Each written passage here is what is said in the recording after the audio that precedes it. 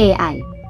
หู AI มันบับเบิลจริงหรือเปล่าคะบับเบิลจริงไหมเนี่ยถ้าเกิดว่าดูจากราคาหุ้น AI มันก็บับเบิลจริงแหละเพราะว่า PE ในหุ้น AI เนี่ยมันสูงมากๆเนาะอย่าง Nvidia อะไรอย่างเงี้ย PE 50 เท่าอย่าง Tesla 200-300 เท่าไปแล้วแปลว่าถ้าบริษัทมันไม่โตวันนี้เนี่ยอีก200-300 ปีคืนทุนนะถามว่าแพงไหมแพงสิแต่ถามว่าแพงเพราะ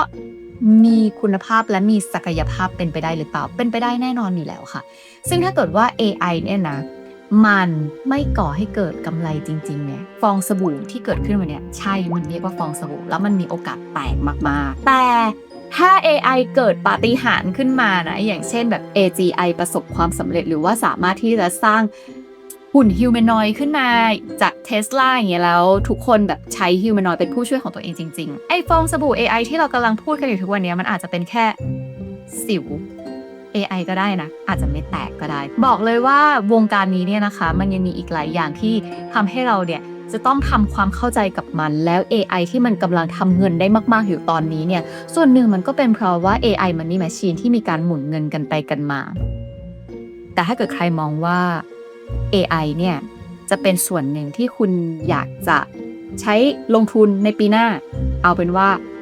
ทำความเข้าใจกับข้อมูลในคลิปนี้แล้วก็จะย่นระยะเวลาในการทำการบ้านของคุณได้มากขึ้นเลยทีเดียวค่ะเพราะว่าวันนี้เนี่ยไซรู้ว่าปีใหม่ทุกคนมีเวลาที่จะนอนฟังยาวๆแล้วตอนนี้ถ้าใครดูคลิปนี้อยู่ก็แปลว่าทรายหยุดปีใหม่แล้วรวมถึงทีมงานใจด้วยก็เลยแบบมีคลิปเมดเล่นี้ขึ้นมาแล้วหวังว่าคลิป AI เมดเล่นี้จะเป็นประโยชน์กับทุกคนนะคะสนับสนุนข้อมูล AI เมดเล่ของช่องทราย Money Monster กันได้ที่ QR Code นี้ค่ะหรือว่าเป็นสมาชิกของช่องเรากันก็ได้นะคะแล้วก็น่าจะมีอีเวนต์อะไรใดๆในปีหน้าแหละหวังว่านอนฟังกันให้ฉ่ำไปเลย AI พิมพ์เขียวของการอยู่รอดแบบรุ่งโรจน์ในยุคของ AI 2025 กันก่อนเลยนะคะสายจะเล่าให้ฟังว่าถ้าใครไม่เป็น AI นาทีนี้อย่าว่าแต่เป็นถ้าใครไม่เชี่ยวชาญ AI ในปีนี้แย่เลยค่ะ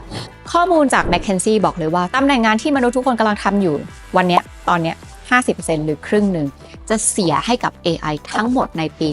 2030 ค่ะและวิจัยจาก Bain & Company ยังบอกด้วยนะคะว่าไอ้ที่รอดมาอีกที่เหลือ 50% เนี่ยที่มนุษย์ยังทำได้ก็จะถูกกดดันทั้งค่าแรงแล้วก็ถูกกดดันว่าจะโดน AI เข้ามาแย่งที่ตลอดเวลาภายในปี 2030 นี้เหมือนกันและในวิจัยยังบอกด้วยนะคะว่าความเท่าเทียมเนี่ยมันจะยิ่งไม่มีเหมือนกับแทบจะไม่เหลือเลยในยุคที่ AI มันพัฒนาขึ้นมาแบบเยอะมากๆเพราะใครก็ตามที่มีความเชี่ยวชาญด้าน AI นั้นจะถูกถีบตัวขึ้นไปสูงแบบที่ว่ามันไล่ตามกันไม่ได้อะแล้วจากงานวิจัยที่เขาหามาตัวเลขปี 2030 มันก็ไม่ไกลจากนี้มากเลยนะคะเพราะฉะนั้นตรงนี้คือจุดเปลี่ยนที่คุณจะตัดสินใจว่าคุณจะพยายามอย่างเต็มที่เพื่อที่จะมีสกิลในการใช้ AI แล้วไปเป็นคนที่รอดหรือคุณจะปล่อยแล้วไม่ปรับตัวอะไรเลยแล้วถูกปัดไม่มีที่ยืนในหน้าที่การงานทีนี้เราจะพูดถึงกฎของการคัดสรรมีใครเคยได้ยินกฎของการคัดสรรของชาร์ลส์ ดาร์วินไหมคะกฎธรรมชาติคัดสรรของชาร์ลส์ ดาร์วินบอกไว้ว่าคนหรือสิ่งมีชีวิตที่จะอยู่รอดก็คือคนที่แข็งแกร่งที่สุดเท่านั้นแต่คนที่แข็งแกร่งที่สุดไม่ใช่คนที่ฉลาดที่สุดและไม่ใช่คนที่แข็งแรงที่สุดแต่เป็นคนที่ปรับตัวได้มากที่สุดตรงนี้เราค่อยๆไปกันนะเราจะพบว่ากฎมันเหมือนเดิมแต่มันโคตรไม่เหมือนเดิมเลยเราค่อยๆไปกันนะคะตั้งแต่ยุคไดโนเสาร์ย้อนกลับไปล้านปีที่ผ่านมาไดโนเสาร์เนี่ยตัวที่มันเป็น specialist ตัวหนึ่งที่เรารู้จักกันก็คือ T-Rex T-Rex มันกินเนื้อใช่ไหมคะแต่ว่าทั้งที่มันเป็นนักล่าที่แทบจะยิ่งใหญ่ที่สุดในสายพันธุ์ไดโนเสาร์มันก็ไม่รอดมาจนถึงทุกวันนี้ค่ะโดนอุกกาบาตไอ้เจ้า T-Rex มันก็ม่องเท่งไปก่อนเลยนะคะและถ้าเกิดว่ามันมีตัวไหนที่แบบหลุดรอดออกมาไม่ได้ม่องเท่งไปพร้อมกับอุกกาบาตมันไม่ต้องยังกินเนื้อใช่ไหมแต่ขอโทษด้วยนะเนื้อตัวอื่นมันตายกันไปหมดแล้วทีนี้สมมุติว่าไอทีเล็กซ์มันรอดมาได้อีกนะแล้วมันไปสามารถที่จะเจอไดโนเสาร์ตัวอื่นซึ่งเป็นเนื้อให้มันกินได้เนี่ยมันกินไปได้อีกนิดหน่อยมันก็ไม่รอดอยู่ดีเพราะสุดท้ายมันก็ต้องหนาวตายอยู่ดีหลังจากยุคที่โลกเจออุกกาบาตค่ะแต่มันมีอยู่ตัวนึงที่รอดมาได้ตั้งแต่ยุคไดโนเสาร์ตัวเนี้ยกินง่ายอยู่ง่ายนอนง่ายใช้ชีวิตง่ายๆ มันปรับตัวมาได้ทำให้มันอยู่รอดแล้วก็วิวัฒนาการตั้งแต่ยุคไดโนเสาร์มาจนถึงทุกวันนี้ยุคที่ AI แม่งจะชนะมนุษย์อยู่แล้วเราก็ยังเห็นหน้ามันอยู่เลยนั่นก็คือปีเตอร์เงียบทำไมอะบทมีแค่นี้แหละเสร็จแล้วออกไปเลยรับตังค์แล้วเดินออกไปได้เลยซึ่งที่ทรายเล่ามาเนี่ยมันคือธรรมชาติคัดสรรชนิดที่แบบว่าสายพันธุ์ไหนไม่แข็งแกร่งพอปรับตัวไม่ได้ก็คือตุยไปเลยใช่ไหมคะแต่สิ่งที่จะคัดสรรในวันนี้มันไม่ใช่ธรรมชาติคัดสรรแบบนั้นมันคือเทคโนโลยีคัดสรรค่ะมันไม่ได้การคัดสรรแบบว่าใครไม่รอดก็เสียชีวิตไปแบบนั้นไม่ใช่แต่มันคือการคัดสรรสิ่งที่ไม่จำเป็นกับระบบเศรษฐกิจออกไปมันคัดสรรตำแหน่งงานอาชีพและทรัพยากรที่ไม่จำเป็นให้ถูกกวาดออกไปจากระบบเศรษฐกิจค่ะเกมที่มนุษยชาติจำเป็นที่จะต้องเล่นถึงแม้ว่าจะอยากหรือไม่อยากเล่นต่อไปนี้จึงเรียกว่า economic survival เอาตัวให้รอดจากระบบเศรษฐกิจค่ะและสิ่งที่ทรายเปรียบเทียบให้ดู2 อย่างก็คือ T-Rex ไดโนเสาร์ที่เป็น specialist ด้านการกินเนื้อถึงกับเป็น king ของสายพันธุ์ไดโนเสาร์เลยกับแมลงสาบสัตว์ที่เป็น general กินได้อยู่ได้นอนได้ใช้ชีวิตได้ทุกที่ทุกสถานการณ์เราจะเห็นว่าตัว specialist อะมันไม่รอดตัวที่รอดคือตัว general อำนาจที่1 power to build power to build นะคะก็คืออำนาจในการสร้างค่ะเราสามารถที่จะสร้างซอฟต์แวร์ขึ้นมาใหม่ได้เองเลยนะคะโดยการแค่แบบใช้ text generate เท่านั้นเครื่องมือที่ใช้ก็คือ AI Assist App Development นะคะส่วนแอปที่ใช้นะคะก็คือ Bolt.new แล้วก็ Repeat Agent ค่ะ2ตัวนี้ทรายไม่ได้ใช้เองแต่ถ้าเกิดว่าใครมีประสบการณ์ในการใช้แนะนำกันเข้ามานะอำนาจที่2 Power to Automate อันนี้คือสิ่งที่มันกำลัง rising กำลังมาเลยในปี 2025 Power to Automate คือการทำให้ทุกอย่างเป็นอัตโนมัติแบบflow ด้วยนะสิ่งนี้เรียกว่า agentic AI ค่ะคือเหมือนการที่เรามีผู้ช่วยเป็น AI เป็นตัวเราแล้วเป็นเอเจนต์ออกมาแบบอีกหลายสาขาได้เลยไอตัว automate เนี่ยมันจะทำให้งานที่เราจะต้องมานั่งท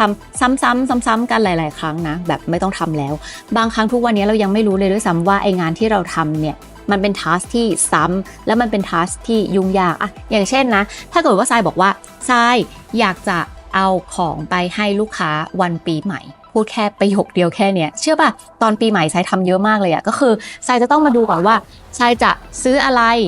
ซื้อที่ไหนเปรียบเทียบราคาการเอาร้านไหนถูกที่สุดและคุณภาพดีที่สุดแล้วทรายก็จะต้องให้เลขาทรายโทรนัดลูกค้าใช่ป่ะว่าเราจะว่างวันไหนเพื่อที่จะมาเจอกันแล้วแต่ละสถานที่มันอยู่ที่ไหนวางแผนการเดินทางยังไงจนสุดท้ายถึงจะเอาไปมอบให้ได้ซึ่งบอกเลยว่าการจะเอาของขวัญปีใหม่ไปเดินทางมอบให้หลายๆคนมันเป็นเรื่องเหมือนจะง่ายแต่มันไม่ง่ายเลยนะซึ่งไอ้ทั้งหมดนี้แหละสมมติว่าถ้าเกิดว่าทรายมี agentic AI แล้วทรายใช้เป็นแล้วเนี่ยทรายจะสามารถบอกได้เลยว่าทรายอยากจะให้ของขวัญปีใหม่เป็นสิ่งนี้ตึ๊ดให้มันไปหาร้านแล้วเปรียบเทียบราคามาได้เลยทรายสามารถบอกได้ด้วยว่า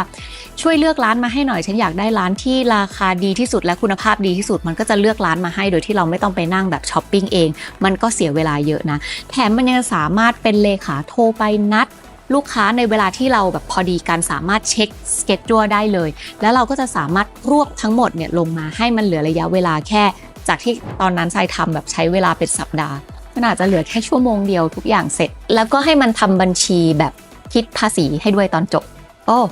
จริงมันทำได้หรืออย่างคนที่เป็น entrepreneur อย่างทรายเงี้ยทรายทำช่องใช่ป่ะทรายก็ต้องทำหลายอย่างมากไม่ว่าจะเป็นงาน production งานทีมเซลล์งานทีมคอนเทนต์งานทีมบริหารจัดการไหนจะตัวเองออกอีเวนต์อีกไหนจะตัวเองต้องไปรับจ็อบที่อื่นอีกหลายๆที่อีกใช่ป่ะเนี่ยสมมติว่าทรายคิดแบบนี้นะแล้วทรายอยากจะจ้างเลขาสักคนหนึ่งมาเพื่อทำทั้งหมดนี้แทนทรายทรายใช้คนเดียวไม่ได้เพราะว่ามันจะต้องใช้สกิลที่หลากหลายแต่ทรายสามารถที่จะ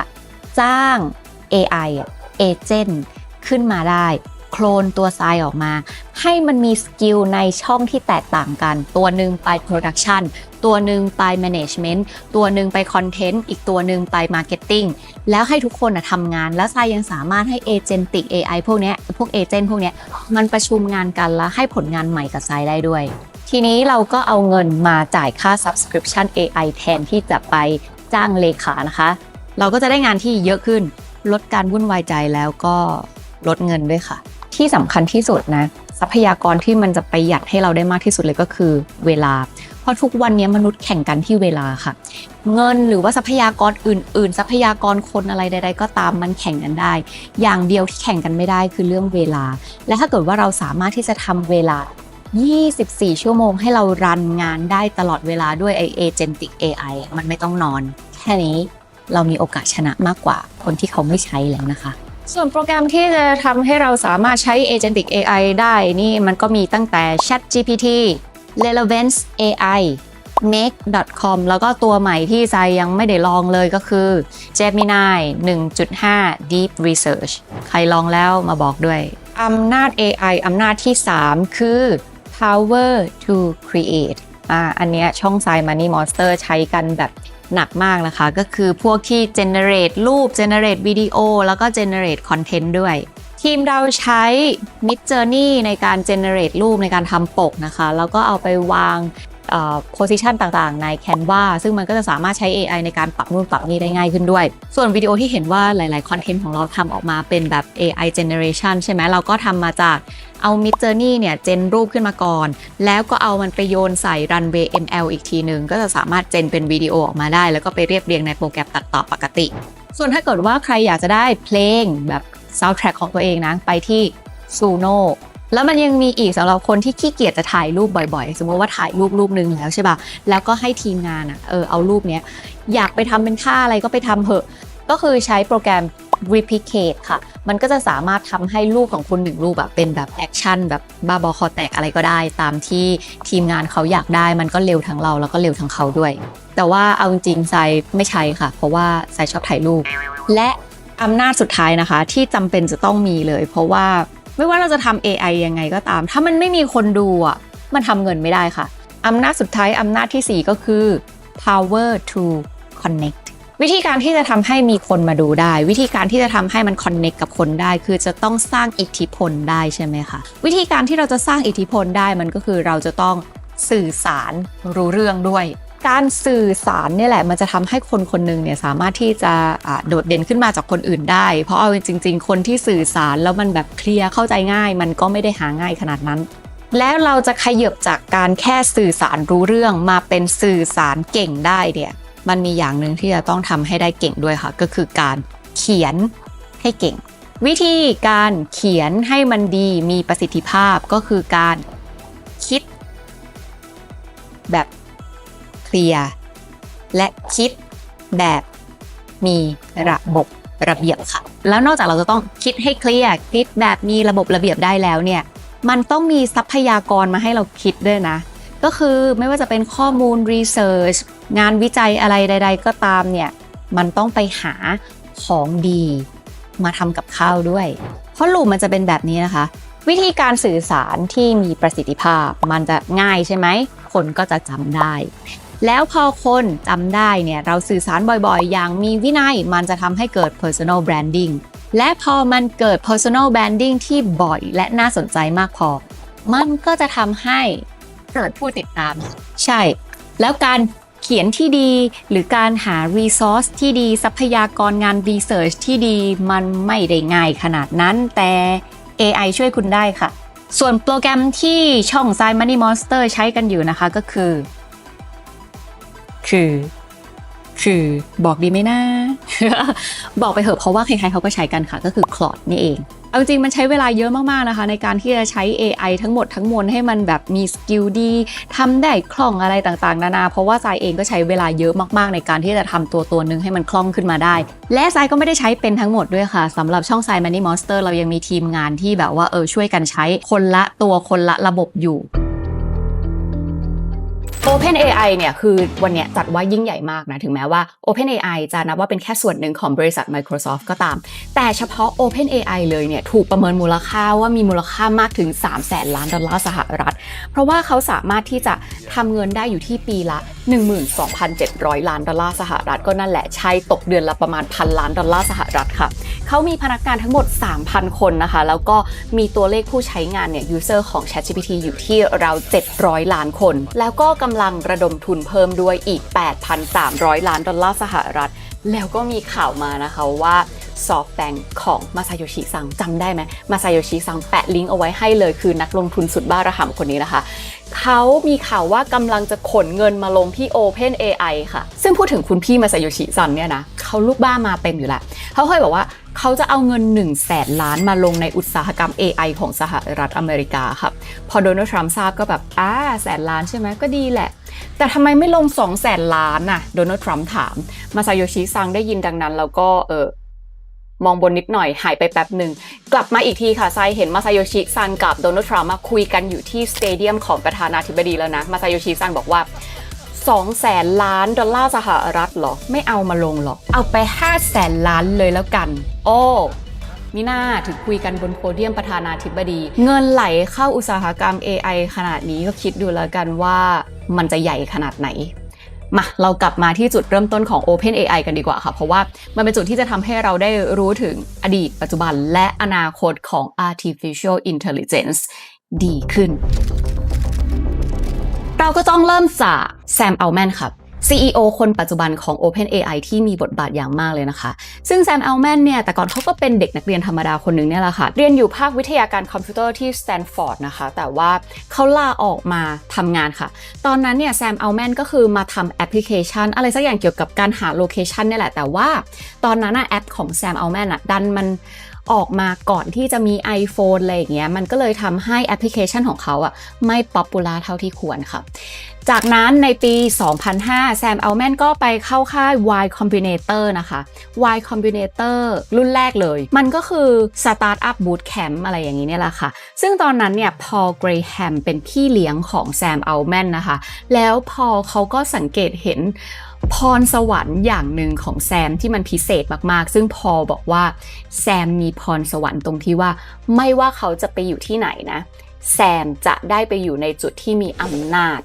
สูงสุดและแล้วแซม อัลแมนก็ได้กลายเป็นประธานของ Y Combinator ในอายุ30ค่ะก็เลยทำให้เขากลายเป็น Startup Accelerator ที่มีชื่อเสียงมากๆคนหนึ่งนะคะแล้วเขาก็เลยสามารถสร้างความสัมพันธ์กับ Entrepreneur ที่มีอิทธิพลใน Silicon Valley เอาไว้ได้เยอะเลยค่ะ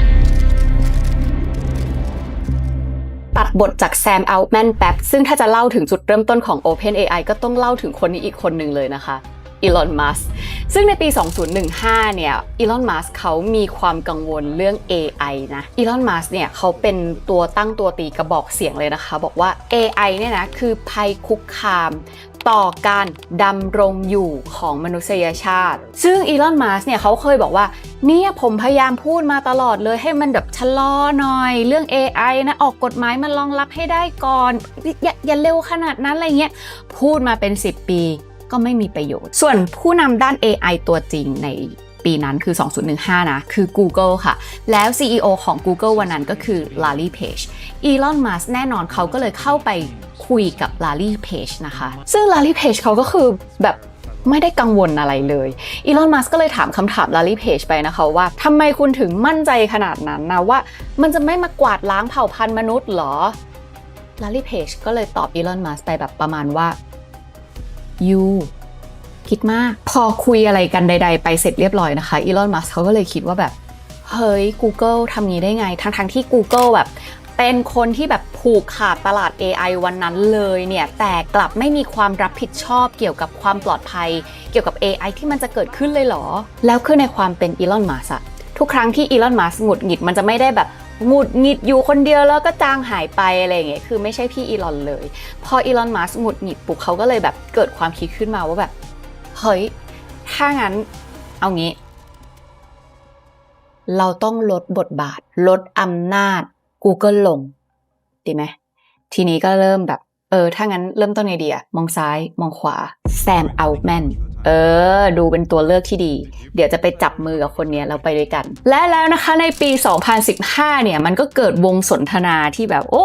เป็นที่น่าตื่นเต้นของโลกใบนี้นะคะก็คือคนที่มีอิทธิพล10 คนในโลกเทคโนโลยีมาทานอาหารค่ำด้วยกันค่ะในจำนวนนั้นก็มีอีลอน มัสก์ด้วยมีแซม อัลแมนด้วยนะคะแล้วก็มีเกรก บล็อกแมนนะคะที่มีส่วนสำคัญที่ทำให้ Stripe เนี่ยเติบโตแล้วก็มีอิเลีย สตักเกเวอร์ค่ะซึ่งเป็นหนึ่งในนักวิจัย AI ที่แบบโอเคมีคนเคารพมากที่สุดแล้วบทสนทนาหลักในวงนั้นคืนนั้นก็คือเราจะทำยังไงกันดีท ที่เราจะแบบลดอำนาจของ Google กันได้อีลอน มัสก์นะคะคนที่เป็นตัวตั้งตัวตีก็พูดเลยว่าผมเสนอเงินลงทุน 1,000 ล้านดอลลาร์สหรัฐให้กับโครงการนี้ครับวงสนทนาเนี้ยเขาตั้งใจที่จะแบบสร้าง AI ขึ้นมาเพื่อความดีของโลกสวยอะความดีของโลกยังไงนะยังไงเป็นองค์กรไม่แสวงหากำไรแบบเปิดเผยเต็มที่อะไรเงี้ยให้มันไม่เหมือน Google น่ะ Google ที่แบบเอาแต่จะสร้างกำไรเราจะไม่เอาแบบนั้นงั้นเราตั้งชื่อว่าอะไรดีอะ Open AI ไหม Open AI ที่มันหมายถึง Open Source อะแบบที่มันแปลว่าแบ่งให้ทุกคนใช้อะคือใครๆก็เข้าถึงมาใช้กันได้ฟรีๆเลยอย่างเงี้ยดีไหมเพราะเขาตั้งใจว่าเขาจะทำเพื่อมนุษยชาติทำแบบแบ่งกันใช้ฟรีๆไปเลยเราจะไม่สร้างผลกำไรจากนรกแล้วน้องเปลี่ยนไปกันตอนไหนอะคะ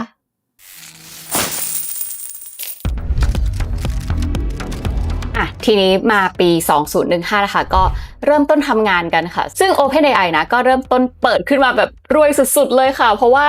มีเงินที่จะรอลงทุนแล้วตั้ง 1,000 ล้านดอลลาร์สหรัฐใช่ไหมคะเงินมาเต็มแต่ที่ยังไม่มาคือยังไม่มีแผนงานค่ะซึ่งตอนนั้นเนี่ยนะคะแบบคนที่ทำงานใน OpenAI นะเขาก็นั่งทำงานกันแบบบนโต๊ะบนเตียงบนระเบียงบ้านอะไรอย่างเงี้ยแต่แบบขอโทษนะคนที่นั่งทำงานกันอย่างระเกะระกะของ OpenAI เนี่ยนะเขาคือ AI researcher นักวิจัย AI ระดับตัวท็อปของประเทศค่ะเงินเยอะจ้างใครก็ได้แต่ไอที่ไปจ้างตัวท็อป AI ระดับประเทศมาเอาเขามาทำอะไรเอามาสร้างหุ่นยนต์พ่อบ้านหรือไม่ก็เอามาสร้างบอทเล่นเกมก็คือว่าง่ายๆแหละว่า OpenAI เริ่มต้นขึ้นมาแบบมีตังค์แต่ปราศจากกลยุทธ์แล้วก็ปราศจากแผนงานด้วยค่ะ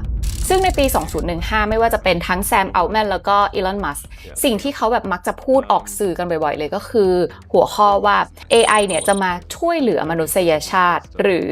จะมากวาดล้างเผ่าพันธุ์มนุษย์แต่หัวข้อที่ปังขนาดเนี้ยเอาจริงตอนนั้นไม่ได้มีใครสนใจเลยนะเพราะทุกคนก็ยังเข้าใจว่าแบบAI มันก็เป็นแค่บอทเล่นเกมแล้ววะเวลาจะสั่งมันทำอะไรอ่ะมันต้องใส่คำสั่งลงไปแบบชัดเจนมากๆใส่เลเบลลงไปชัดเจนมากๆมันถึงจะทำได้ทีละอย่างมันไม่ได้สามารถที่แบบคิดเองหรือว่าทำอะไรแบบซับซ้อนได้อ่ะมันก็เลยแบบอะไรนะล้างเผ่าพันธุ์มนุษย์เหรอมันก็เลยทำให้นักลงทุนที่แบบ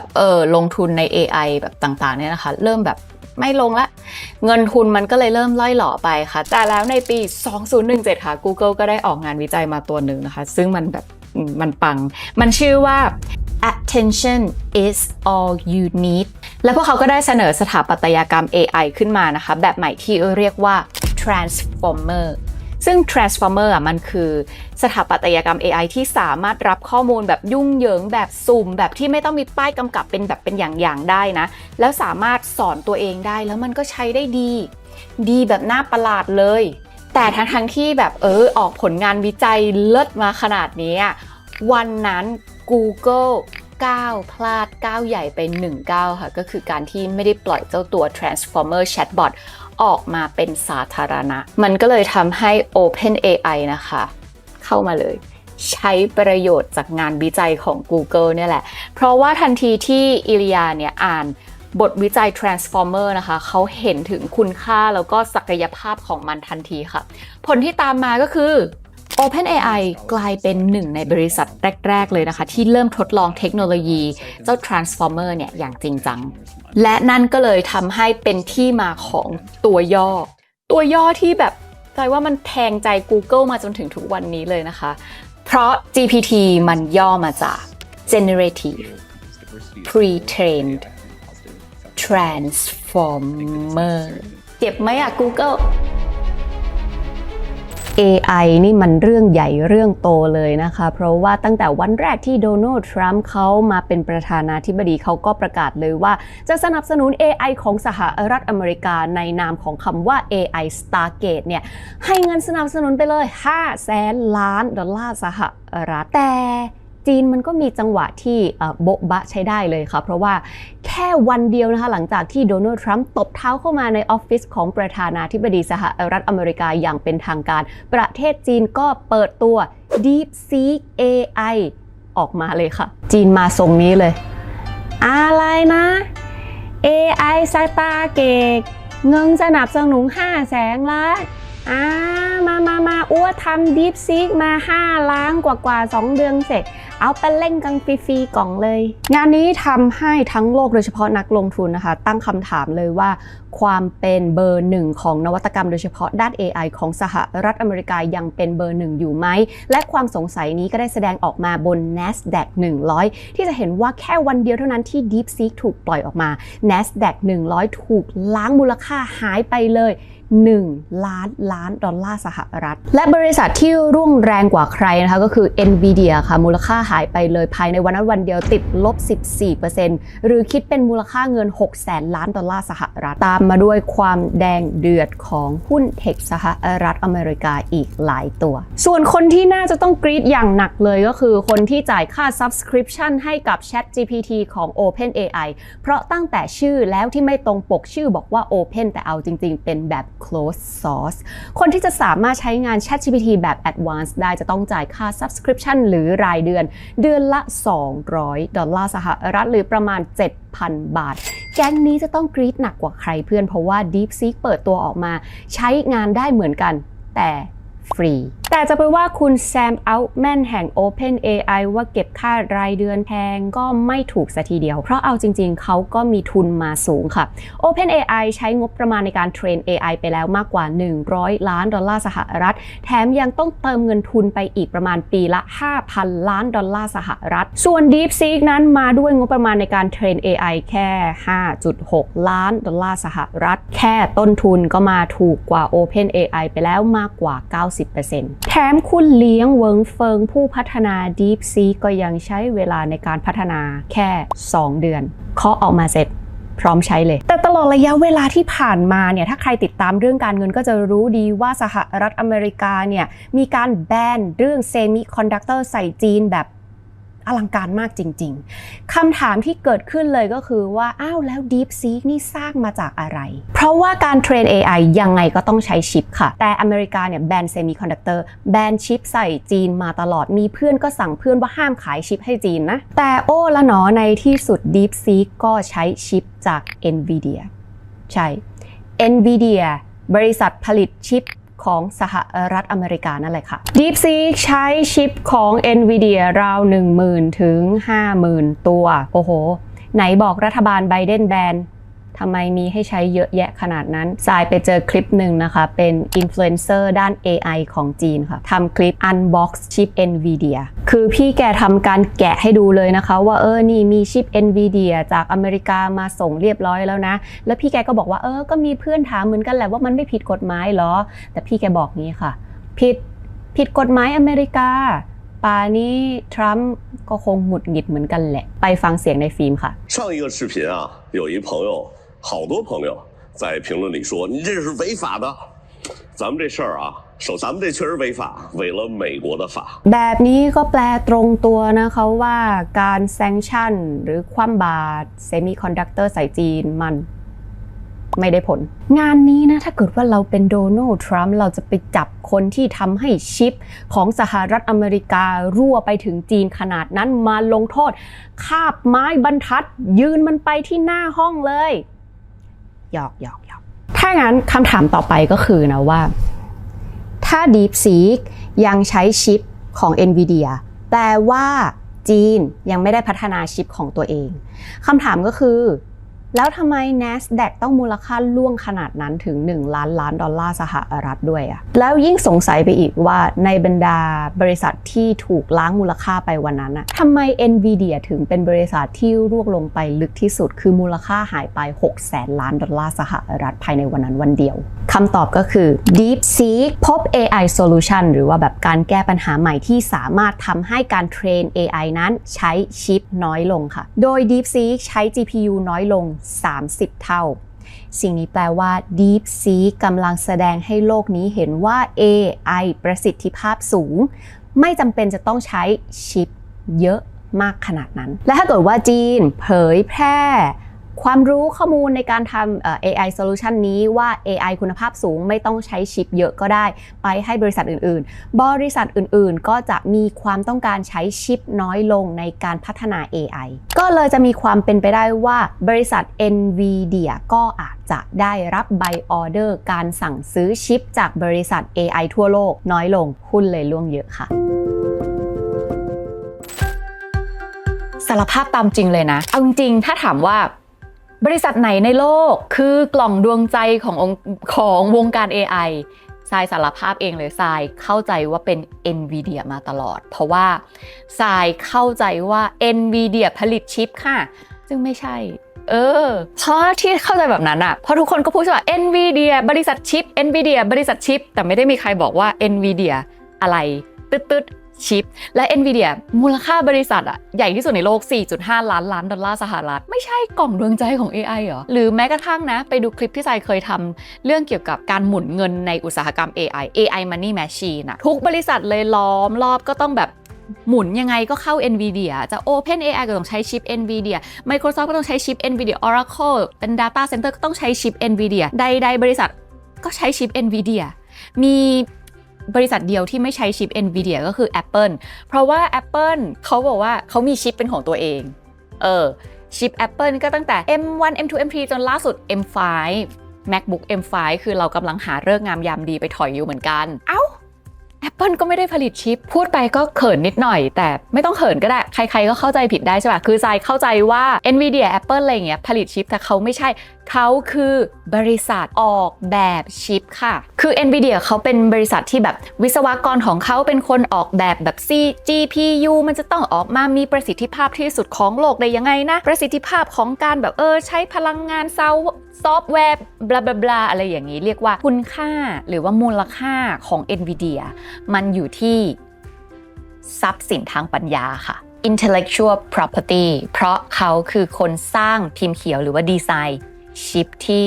ใช่ดีที่สุดในโลกอยู่ที่ Nvidia ส่วน Apple เหมือนกันเลยจะเป็นชิปแบบ A19 ใน iPhone หรือว่าจะเป็นรุ่น M5 ใน MacBook ล่าสุด Apple ก็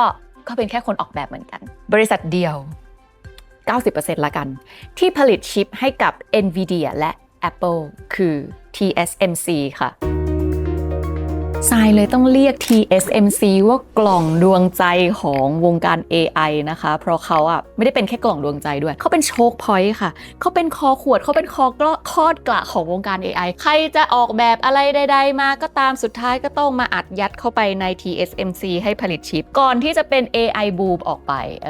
คิดดูแล้วกันชิป Series M ทั้งหมดของ MacBook แล้วก็ชิปทั้งหมดของ Nvidia นะจะเป็นชิปแบบ A100 H100 H200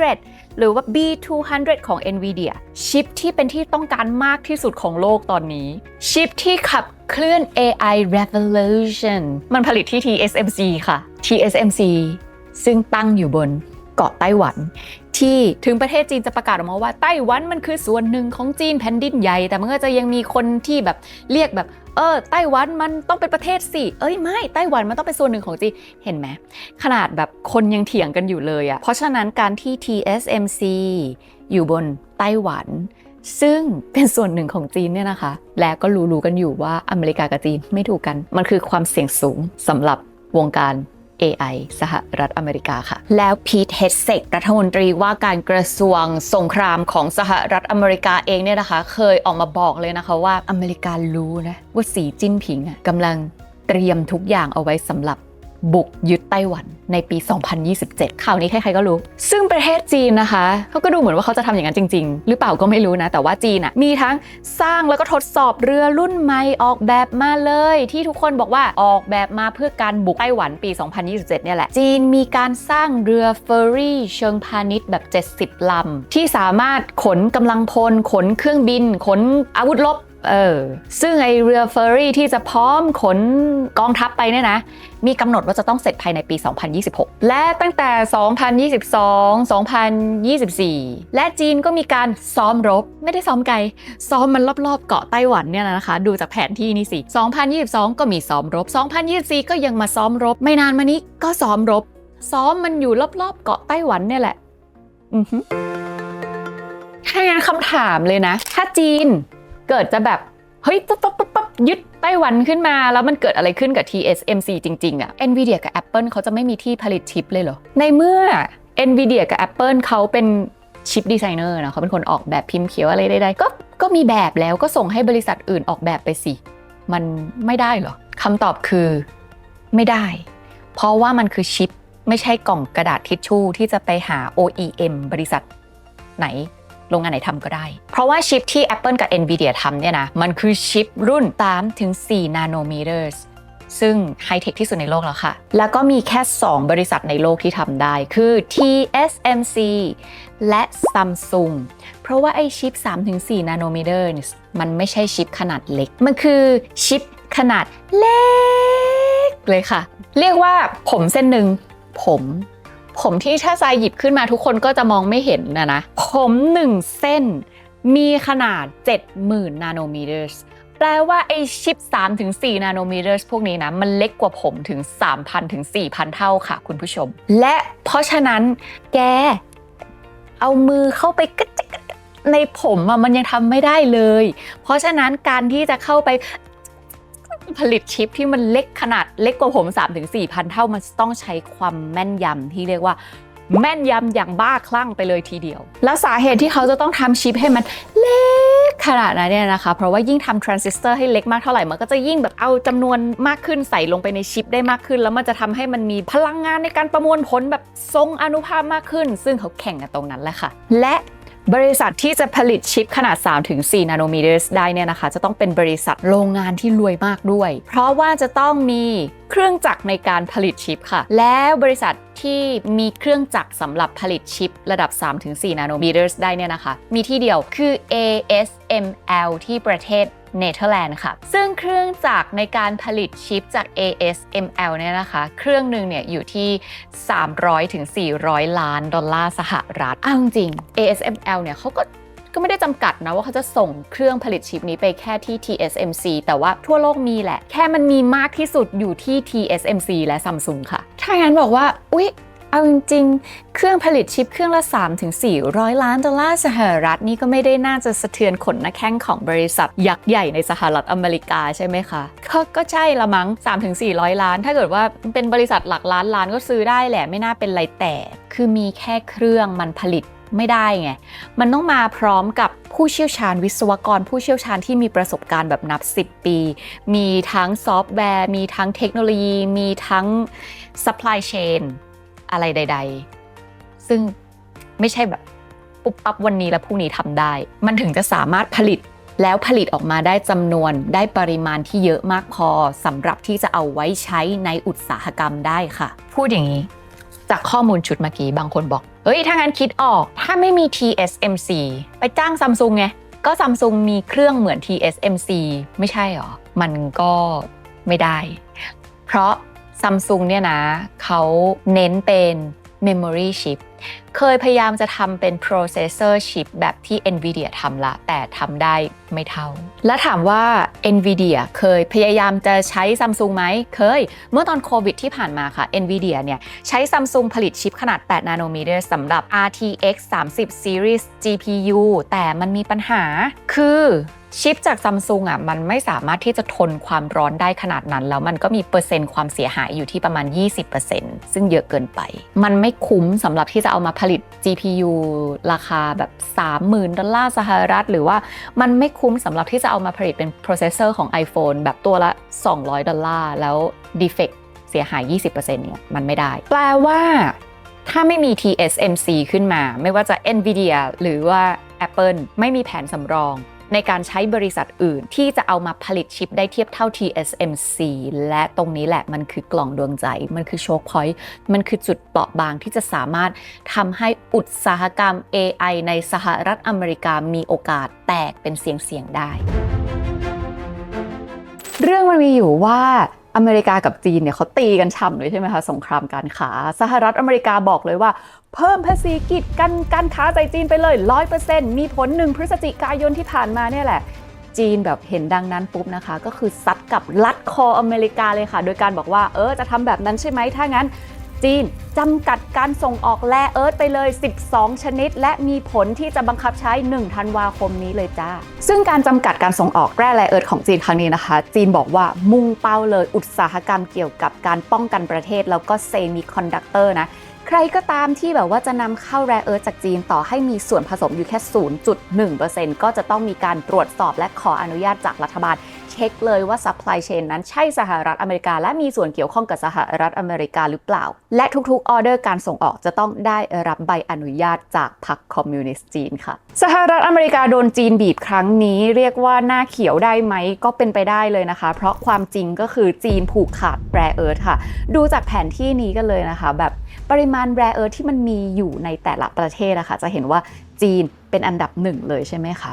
มากกว่าอันดับ2อย่างบราซิลคือเท่าตัวเลยนะคะแล้วสหรัฐอเมริกาก็คือเทียบไม่ติดเลยส่วนสหรัฐอเมริกาเองที่มีความจำเป็นนะคะที่จะต้องมีซัพพลายแร่เอิร์ธเพราะว่าเขาต้องผลิตเทคโนโลยีและผลิตเยอะด้วยก็แปลว่าอเมริกาเนี่ยถ้าจะซื้อซัพพลายแร่เอิร์ธนะแทบจะไม่มีช้อยส์ให้เลือกเลยคือคนที่มีมากที่สุดและถูกที่สุดมันยังเป็นจีนค่ะแล้วยกตัวอย่างนะแม้แต่ Nvidia บริษัทที่แบบใหญ่ที่สุดในโลกตอนนี้4 ล้านดอลลาร์สหรัฐผลิตชิปไฮเทคขนาดไหนก็ตามยังจะต้องใช้ซัพพลายนะคะที่เรียกว่า Ultra Pure Dysprosium ค่ะซึ่งเป็นแร่ที่มาจากโรงงานอู่ชี่นะคะที่อยู่ใกล้ๆเซี่ยงไฮ้ค่ะถ้างั้นคำถามก็คือแล้วทำไมอเมริกาไม่ขุดแร่เองแร่เอิร์ธอะไรอย่างเงี้ยถามว่าขุดได้ไหมขุดได้อเมริกาก็มีแร่เอิร์ธค่ะ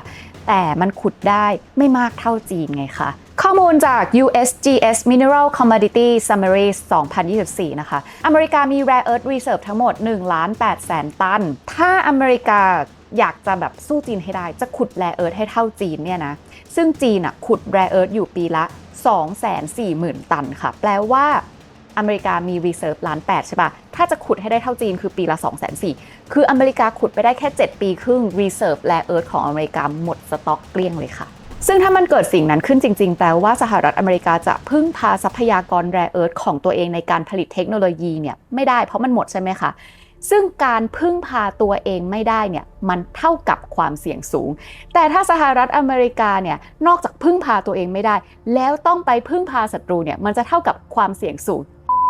เพราะ Rare Earth เนี่ยถึงแม้ว่าจะใช้ไม่เยอะในการผลิตเทคโนโลยีแต่มันใช้ในการผลิตเทคโนโลยีทุกอย่างจริงๆค่ะไม่ว่าจะเป็นเซมิคอนดักเตอร์สมาร์ทโฟน EV AI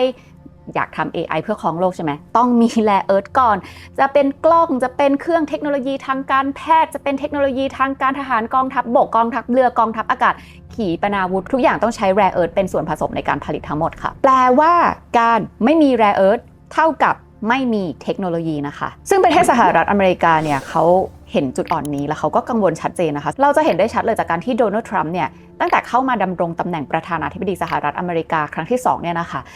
หนึ่งในภารกิจสำคัญเลยที่เขาให้ความสำคัญคือจะต้องตามอุตสาหกรรมแร่เอิร์ธของจีนให้ทันแต่บอกเลยว่าทันยากคำถามก็คือทำไมสหรัฐอเมริกาถึงปล่อยให้จีนกลายเป็นผู้นำตลาดแร่เอิร์ธแบบ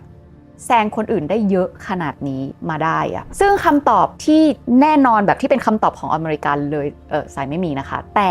ความเป็นไปได้มันก็คือว่า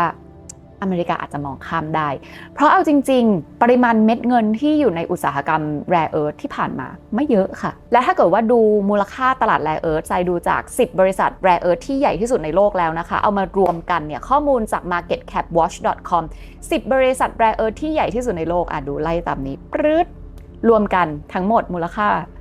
60,000 กว่าล้านดอลลาร์สหรัฐเองซึ่งถ้าเทียบกับบริษัทอื่นๆในสหรัฐอเมริกาเนี่ยมันถือว่าไม่ใหญ่จริงๆเพราะอย่างที่บอกไปใช่ป่ะว่าอย่าง Nvidia Apple เนี้ยบริษัทหนึ่งก็4 ล้านล้านดอลลาร์สหรัฐหรือว่าเป็น Microsoft Google บริษัทละ3 ล้านล้านดอลลาร์สหรัฐแร่เอิร์ธ 60,000 ล้านอาจจะมองข้ามได้แล้วมันก็มีความเป็นไปได้ว่า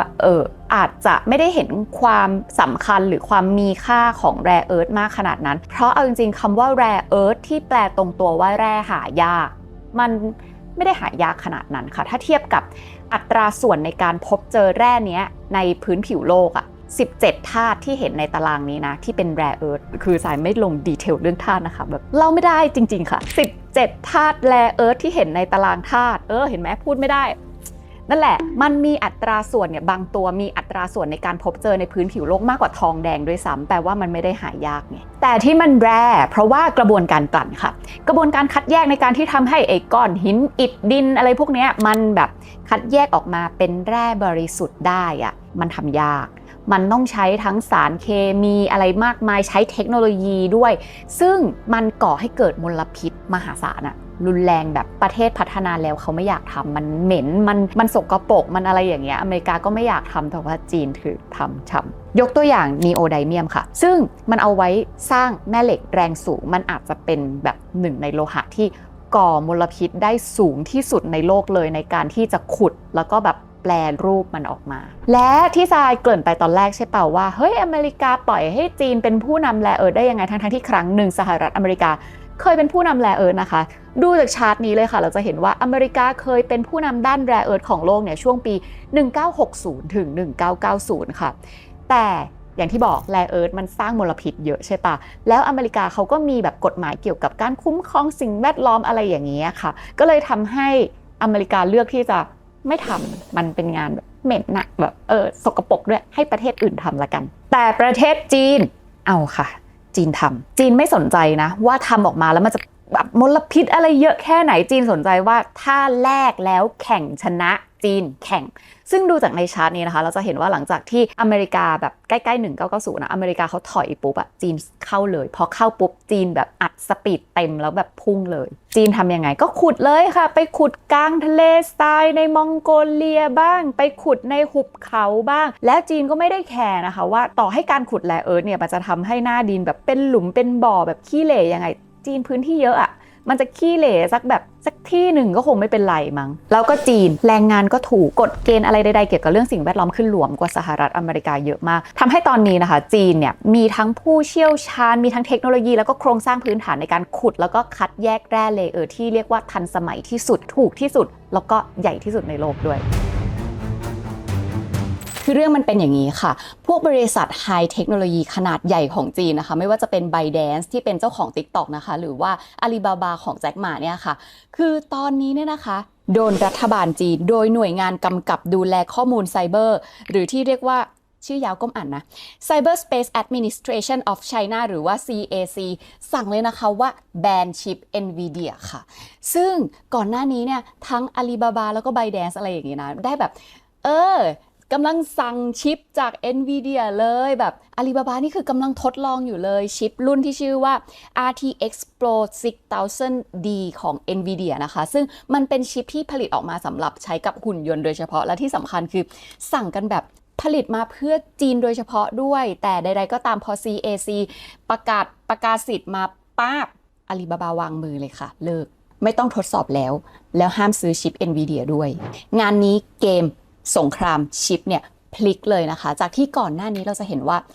จีนเนี่ยเขาเป็นประเทศที่มีความต้องการซื้อชิปจากสหรัฐอเมริกามากๆโดยเฉพาะมีความต้องการซื้อชิปจาก NVIDIA มากๆเพราะว่าจีนก็คือกำลังอยากจะขยายตลาดอุตสาหกรรม AI ของตัวเองใช่ปะก็ต้องอยากได้ชิปที่ดีที่สุดในโลกอยู่แล้วซึ่งก็คือชิปจากสหรัฐอเมริกาใช่ไหมคะจนกระทั่งสมัยรัฐบาลโจไบเดนโจไบเดนคือประกาศเลยว่าห้ามขายชิปแบบไฮเทคโนโลยีให้จีนแล้วไม่ได้สั่งห้ามแค่บริษัทที่อยู่ในสหรัฐอเมริกาไม่ได้ห้ามแค่ NVIDIA ค่ะแต่ว่าห้ามประเทศพันธมิตรหมดเลยไม่ได้ห้ามแค่ขายชิปนะห้ามขายเครื่องผลิตชิปไฮเทคโนโลยีให้จีนอีกต่างหากใครอยากจะดูข้อมูลที่แบบเจาะลึกตั้งแต่ตอนนั้นนะทรายเคยมีทำไว้ในคลิปสงครามชิป101แล้วก็ในคลิปไม่ขายชิปให้จีนเพื่อประชาธิปไตยไปดูกันได้แล้ววันที่มีประกาศออกมาเนี่ยว่าจีนแบนชิป NVIDIA นะโอ้โหหุ้น NVIDIA เขาก็ตกใจค่ะวันนั้น17 กันยายนหุ้น NVIDIA ค่ะตกใจล่วงลงไปเลย 3.8% แต่ใดๆนะคะหุ้น NVIDIA ที่เป็นขวัญใจของสาย AI สายชิปหลายๆคนเนี่ยนะคะบอกเลยว่าเราไม่ผิดหวังในตัวเขาค่ะ NVIDIA นะมันไม่ใช่แบบหุ้นประเภทนุ่มๆฟูๆใครจะมาทำอะไรก็ได้เพราะ NVIDIA สู้มือจีนค่ะพอจีนประกาศปุ๊บใช่ไหมคะ NVIDIA ล่วงลงไป 3.8% ใช่ไหมคะ NVIDIA ตั้งตัวปุ๊บเอามือทาบที่หน้าอกแล้วบอกว่าอุตตะหลังจากนั้นตั้งสติได้ดีดกลับขึ้นไปเลยค่ะ 7.7% ค่ะไปทำ all time high ใหม่อีกครั้งหนึ่งใครที่ซื้อ NVIDIA ทันตอนที่มันร่วงลงไป 3.8% ไม่ต้องมาบอกนะคะบ้านนี้ซื้อไม่ทันและไม่อยากรู้ แต่ถึงแม้ว่า Nvidia จะดีดกลับขึ้นไปก็อย่าเพิ่งไว้วางใจอย่าเพิ่งสบายใจกันไปนะคะเพราะว่าในฐานะนักลงทุนเนี่ยถ้าเกิดว่าเราจะลงทุนกันต่อเราต้องมาดูกันนะคะว่าเหตุการณ์ที่กำลังเกิดขึ้นเนี่ยจีนสั่งแบนชิป Nvidia เนี่ยเอาจริงๆ Nvidia จะเสียโอกาสอะไรบ้างเดี๋ยวไล่ให้ฟังและอีกคำถามหนึ่งที่เราต้องถามก็คือแล้วถ้าเกิดว่าจีนแบนชิปจากสหรัฐอเมริกาเงินมันจะไหลไปที่ไหนเหรอเอาจริงๆเดาไม่ยากแล้วเนาะแต่เราอยากจะให้ทุกคนอยู่กับเราต่อไปจนจบคลิปเนี่ยเราจะบอกว่าแต่คำถามที่ว่าแล้วถ้าเกิดว่าจีนเนี่ยแบนคลิป Nvidia แล้วเงินจะไหลไปไหนหรอมันเป็นเรื่องราวที่ซับซ้อนมากเลยนะคะเดี๋ยวเราจะมาเฉลยให้ฟังกันท้ายคลิปค่ะอะไรแบบนี้อยู่เหอะกลับมาที่ถ้าจีนแบนชิปNvidia ใช่ไหม Nvidia จะสูญเสียอะไรบ้างเริ่มจากอย่างที่หนึ่งเลยคือสูญเสียรายได้ที่เคยทำได้จากประเทศจีนค่ะอันนี้ข้อมูลจาก Nvidia Financial Statement เลยนะคะ Official ค่ะส่วนนี้ก็คือรายได้ที่ Nvidia ขายชิปให้กับจีนได้ตั้งแต่ปี 2010 ไล่ลงไปก็จะเห็นว่าเริ่มตั้งแต่800กว่าล้านดอลลาร์สหรัฐไปจนถึงพันล้านไปจนถึงหลายพันล้านจนกระทั่งถึงระดับหมื่นล้านและล่าสุดปี 2024 Nvidia ทำรายได้จากจีนไปทั้งหมด 17,108 ล้านดอลลาร์สหรัฐไซก็เลยเอาทั้งหมดนะคะไปใส่ใน spreadsheet แล้วก็บวกให้ทุกคนดูนะคะว่ามันจะได้เท่าไหร่บวกกดชอบหลายๆสีแล้วทำไมเธอไม่ลากโอเคกดบวกปั๊บออกมารายได้ที่ Nvidia ทำได้จากจีนทั้งหมดตั้งแต่ปี 2010 จนถึง 2024 คือ 59,413 ล้านดอลลาร์สหรัฐค่ะมูลค่าบริษัท Nvidia 4 ล้านแต่ว่าเสียแหล่งรายได้ไปแบบ60,000 ล้านเนี่ยเยอะไม่เยอะคอมเมนต์กันมาได้ซึ่งมันก็มีวิธีดูอีกวิธีหนึ่งนะว่ารายได้ที่ Nvidia ได้จากจีนถือว่าเยอะหรือไม่เยอะดูจากชาร์ตนี้ก็ได้ค่ะทรายไปหามาอันนี้เป็นรายได้ที่ Nvidia ทำได้จากแต่ละประเทศนะคะขอเทียบเฉพาะปี 2024 นะชาร์ตขึ้นมาเลยจ้ารายได้ของ Nvidia นะคะอันดับ1 Nvidia ทำรายได้สีน้ำเงินนะมาจากสหรัฐอเมริกา 61,300 ล้านดอลลาร์สหรัฐค่ะอันดับ2สีเขียวได้จากสิงคโปร์นะคะ 23,700 ล้านดอลลาร์สหรัฐอันดับ3สีเหลืองได้จากไต้หวัน 2,600 ล้านดอลลาร์สหรัฐและสำหรับประเทศจีนเป็นแค่อันดับ4เท่านั้นเองค่ะแต่ก็ 17,100 ล้านดอลลาร์สหรัฐไงคะก็ถามว่าอันดับ4เยอะไหมตอบในใจกันเองได้เลยค่ะทีนี้มาดูกันต่อว่านอกจากรายได้ที่ Nvidia ได้จากจีนมาตลอดแล้วเนี่ยนะถ้าจีนแบนชิป Nvidia จะเสียอะไรอีกก่อนอื่นเนี่ยอยากเล่าให้ฟังเรื่องนี้คือว่าตอนนี้นะจีนมีนโยบายกู้เงินคือมีไปเรียบร้อยแล้วแหละคือทำการกู้เรียบร้อยแล้วแหละกู้แบบระดมทุนเป็นหลักพันล้านดอลลาร์สหรัฐเลยเพื่อที่จะมาแบบ grow มาสร้างให้อุตสาหกรรม AI ของจีนแบบโตแบบก้าวกระโดดจ้ามีอะไรบ้างก็มีบริษัทเทคโนโลยียักษ์ใหญ่ของจีนนะคะไม่ว่าจะเป็น Alibaba ไปตู้ Tencent กำลังระดมทุนในตลาดตราสารหนี้ค่ะเฉพาะเดือนกันยายน 2025 นี้นะคะเดือนเดียวรวมกันเนี่ย3บริษัทคือระดมทุนไปแล้ว 5,000 ล้านดอลลาร์สหรัฐแล้วก็ในจำนวนนี้นะคะ Tencent คือแบบว่าแหลมออกมาเลยค่ะคือไม่ใช่แค่ระดมทุนเฉยๆนะแต่เป็นระดมทุนที่เรียกว่าติ่มซำบอลค่ะคือระดมทุนเป็นเงินหยวนด้วยก็เพื่อที่จะเอามาสนับสนุนการลงทุนใน AI แล้วก็การประมวลข้อมูลอะไรแบบทำ Data Center ทำ Cloud อะไรแบบนี้แล้วที่ Alibaba ไปตู้แล้วก็ Tencent เขาต้องระดมทุนอะไรเยอะขนาดนี้นะคะเพราะว่าบอกเลยว่าเอาจริงๆการจะมาเทรน AI ในรูปแบบทุกๆอย่างใช้เงินเยอะมากแพงมากๆค่ะไม่ว่าจะเป็นเรื่องของกำลังคอมพิวเตอร์การจ้างวิศวกรที่แบบทาเลนต์แบบเชี่ยวชาญเฉพาะค่าจ้างแพงมากนะค่าลงทุนในโครงสร้างพื้นฐานแบบ Data Center อะไรเงี้ยแพงมากซึ่งประเทศจีนนะเขาบอกเลยว่าเขาตั้งใจที่จะสร้างความเติบโตให้อุตสาหกรรม AI แบบก้าวร้าวแปรตรงไปให้มันโตแบบ aggressive คือด้วยจุดประสงค์ที่จะแบบขยายธุรกิจเดิมด้วยและอีก2ธุรกิจที่เราจะเห็นการเติบโตแบบก้าวกระโดดจาก AI จีนก็คือ1 Gaming ค่ะและ2 Content ต่อไปนี้เราจะต้อง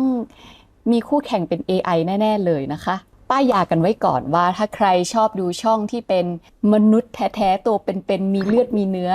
ดูช่องไซมันนี่มอนเตอร์กันต่อนะคะขอบคุณค่ะกลับมาแล้วไหนบอกจะพูดถึงว่าNvidia เสียอะไรแล้ว Nvidia เสียอะไรพอพูดถึงว่าทุกคนบริษัทเทคยักษ์ใหญ่ในจีนระดมทุนเสียโอกาสในการมีส่วนแบ่งในเงินที่จีนกำลังระดมทุนมาไงคะจีนระดมทุนมาแบบ grow AI เป็นพันล้านอ่ะและ Nvidia จะไม่มีส่วนในนั้นเลยซึ่ง Bloomberg รายงานนะคะว่าเงินที่จีนจะจ่ายให้แบบในการแบบสร้างอุตสาหกรรม AI เนี่ยโตแบบก้าวกระโดดนะโตมากๆจาก 13,000 ล้านดอลลาร์สหรัฐในปี 2023 เนี่ยจะเพิ่มขึ้นมาเป็น 32,000 ล้านดอลลาร์สหรัฐในปี 2025 นี้และจีนไม่ต้องการให้เงินตรงนี้ไหลออกไปที่สหรัฐอเมริกาและถ้าพูดให้ชัดเลยก็คือว่าไม่ต้องการให้ไหลออกไปที่ Nvidia ค่ะซึ่ง Financial Times เขารายงานนะคะว่าเอาจริงๆบริษัทยักษ์ใหญ่ของจีนหลายบริษัทเนี่ยสั่งแบบชิป Nvidia ไปแล้วโดยเฉพาะรุ่น RTX Pro 6000D ที่มันออกแบบมาเฉพาะแบบสำหรับหุ่นยนต์แล้วก็เพื่อจีนโดยเฉพาะกำลัง testing อยู่อะไรอยู่เลิกเลยไม่ทำเลยแล้วไม่สั่งแล้วด้วยไม่เทสมันแล้วด้วยเพราะว่าหลังจากที่บริษัทจีนยักษ์ใหญ่ทุกบริษัทนี้นะคะเจอคำประกาศสิทธิ์จาก CAC หรือว่ารัฐบาลจีนออกมาเนี่ยนะคะ Dialog บริษัทเทคจีนเปลี่ยนเลยจ้าจากที่เคยคิดว่าจะต้องนำเข้าชิปจากสหรัฐอเมริกาจาก Nvidia ให้ได้นะเพื่อที่จะแบบพัฒนาบริษัทของตัวเองใช่ไหมกลายเป็นบอกว่าเราว่าชิปในจีนเทียบเท่าได้เลยกับชิปอเมริกาDialog เปลี่ยนและถ้าใครจะเถียงนะว่าไม่จริงยังไงเนี่ยชิปจีนยังสู้อเมริกาไม่ได้ชิปอเมริกาตอนนี้คือแอดวานซ์ที่สุดในโลกบอกเลยว่าเถียงได้แต่มันไม่ใช่ประเด็นมันไม่ใช่ประเด็นที่จะมาแข่งขันกันเรื่องคุณภาพราคาของใครดีกว่าเทคโนโลยีใครไฮกว่าแล้วประเด็นมันมีอยู่แค่ว่าก็จีนเขาสั่งมาว่าห้ามซื้อจบแล้วและการที่สหรัฐอเมริกาสูญเสียตลาดจีนเนี่ยก็คือทุกคนรู้อยู่แล้วว่าตลาดจีนมันใหญ่มากๆใช่ปะก็ต้องมารอดูกันว่าแล้ว Nvidia จะหาแหล่งรายได้จากที่อื่นมาทดแทนตรงนี้ได้หรือเปล่าหรือว่าการที่เสียรายได้ตรงนี้ไปมันกระทบมากไหมถ้างั้นมาต่อกันว่าแล้วถ้าเกิดว่าเงินจากจีนไม่ไปอเมริกาแล้วมันจะไปไหนได้เราจะบอกมันฟังดูไม่ยากแล้วมันก็อย่างนั้นแหละคือเรือล่มในหนองทองมันจะไปไหนได้เล่ามันก็ไปหัวเว่ยไปสมิก SMIC สิแค่นั้นแหละก็เขาจะเน้นการบริโภคภายในประเทศอยู่แล้วนี่เนาะก็คือตัดอเมริกาออกส่วนเหตุผลของการที่จีนแบนชิปสหรัฐอเมริกาคืออะไรบ้างนะคะ4 ข้อหลักๆเลยนะคะข้อ 1 เพื่อความมั่นคงของชาติโอ้โหเหตุผลฟังดูเดจาวูมากเลยเหมือนช่วงที่ทำข่าวตอนรัฐบาลไบเดนเหตุผลนี้เลยข้อ 2 เพื่อลดการผูกขาดไม่เอานะโมโนโพลีชิปสหรัฐอเมริกาจะมีอำนาจเหนือเศรษฐกิจจีนภาครัฐสนับสนุนให้บริษัทเทคโนโลยีในจีนนะคะอุดหนุนชิปที่ผลิตภายในประเทศค่ะใครที่กำลังเทสชิปของอเมริกาอยู่วางมือทิ้งไปเลยข้อ 3 คือจีนไม่ต้องการให้เงินของจีนนั้นไหลไปสู่สหรัฐอเมริกาและไปมีส่วนช่วยที่ทำให้อุตสาหกรรม AI ของอเมริกามันโตด้วยเงินจีนค่ะและข้อ 4 ในการแบนชิปสหรัฐอเมริกานี้นะคะเพื่อที่จะเติมแรงกายแรงใจเติมอินสปิเรชันให้กับบริษัทเทคโนโลยีในจีนเราจะต้องผลิตชิปให้มันชนะอเมริกาให้ได้เฮ้อย่างนี้เลยจิบกาแฟกันหน่อยดัชเชสนะซึ่งเกมนี้พูดเลยมันมากจริงๆพ่อสั่งปุ๊บลูกทำปั๊บคำสั่งมา CAC สั่งมา17 กันยา18 กันยายน 2025 เท่านั้นแหละค่ะหัวเว่ยมีแบบจัดงานประกาศเลย Roadmap AI ของหัวเว่ยค่ะชื่อว่า SuperPod กับ Super Cluster นะคะเพื่อที่จะเอามาสู้กับชิป Nvidia โดยเฉพาะเลยซึ่งก็จะเอามาใช้ในตลาดจีนก่อนซึ่งไอ้ SuperPod กับ Super Cluster เนี่ยจริงๆแล้วมันเป็นยังไงคือไม่แน่ใจเหมือนกันแต่ที่เขาเล่าให้ฟังก็คือมันจะเป็นประมาณนี้นะคะว่า Super Cluster ที่หัวเว่ยออกแบบมา Roadmap ของ AI เนี่ยเพื่อที่จะเอามาให้วันหนึ่งถ้าอเมริกาจะตัดขาดจากจีนแบบ 100% หรือจีนจะเป็นคนตัดขาดจากอเมริกา 100% ก่อนก็ตามแต่ System ของ AI เนี่ยของจีนต้องไปต่อได้และไปต่อได้แบบยั่งยืนมั่นคงสวยงามแล้วแบบโตสวยๆด้วยเพราะว่าเจ้า Super Cluster เนี่ยนะคะมันตัวที่จะเชื่อมต่อ AI processor แบบประมาณ 15,000 ยูนิตให้มันคุยกันเองได้ให้มันเหมือนกับเป็นแบบหลายๆตัวรวมกันเป็นสมองอภิมหายักษ์ใหญ่แบบนี้งงละใครอธิบายเรื่องเทคนิคได้ดีกว่านี้เชิญที่ใต้คอมเมนต์ค่ะเริ่มจากภาพนี้เลยนะคะอันเนี้ยคือภาพ AI Money Machine ที่ไซเอามาจาก Bloomberg ค่ะมันเป็นภาพ ความวุ่นวายท่ามกลางบริษัท AI ในวงการบริษัท AI ของสหรัฐอเมริกานะคะที่เขาสร้างเครื่องจักรการสร้างเงินขึ้นมาในระบบ AI เนี่ยซึ่งเดี๋ยวทรายจะเรียกเกมนี้ว่าเกมฉันขุดเธอกลบแล้วมันจะเป็นตัวที่อธิบายได้ดีเลยว่าทำไมตัวเลขเงินในวงการ AI มันถึงเยอะได้มากขนาดนี้แล้วจะเป็นหนึ่งในข้อมูลที่เราเอามาพิจารณานะคะว่า AI ฟองสบู่ใหญ่แล้วจะแตกไหมซึ่งเดี๋ยวทรายจะค่อยๆไล่ให้ฟังในคลิปนี้เรามาดูกันก่อนเลยนะคะว่าคาดการปีหน้า